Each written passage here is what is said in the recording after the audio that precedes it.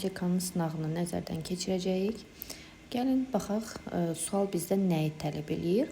Cədvəldəki doğru fikirləri müəyyən edin. Yəni biz cədvəldən doğru fikirləri qeyd etməliyik, doğruları seçməliyik. Cədvəldə nümunələr verilib və həmən nümunələrin qarşılığında o nümunələrə aid fikirlər qeyd olunub. Gəlin bir-bir nümunələri nəzərdən keçirək. Yaşıl sözüdür ilk nümunəmiz. Yaşıl sözü barəsində qarşısında fikirlər qeyd olunub, onlardan doğruları seçməliyik. Birinci fikir, izah etdiyi isimlər əsasən cəmdə olur.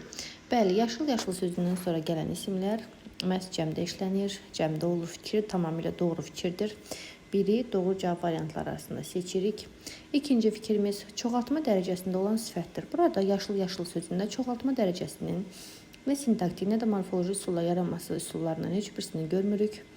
Və bu səbəbdən də ikini doğru cavab variantları arasında götürə bilmərik, yəni çoxaltma dərəcəsində deyil. 5-də 2 sözünə baxaq. 5-də 2 sözünün qarşısında qeyd olunub, quruluşca mürəkkəbdir. Bəli, 5-də 2 sözü quruluşca mürəkkəbdir, çünki 2 sözün birləşməsindən yaranıb 5 və 2 sözləri birləşərək burada mürəkkəblik yaradıb. Üçüncü fikrimiz doğru fikirdir. Dördüncü fikir miqdar sayıdır. Bəli, miqdar sayıdır fikir doğrudur. Bəzi şagirdlər miqdar sayıdır fikrini doğru cavab olaraq götürmürlər. 5-də 2-nin kəsir sayı olduğunu qeyd edirlər.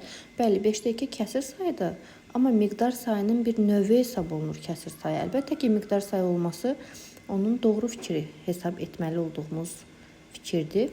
4-ü də doğru cavab variantları arasından götürürük. 5-ə baxaq. 1-ə 10 sözü barəsində qeyd olunub ki, 5-də tamın hissəsini bildirir. Xeyr, 1-ə 10 sözü tamın hissəsini bildirmir.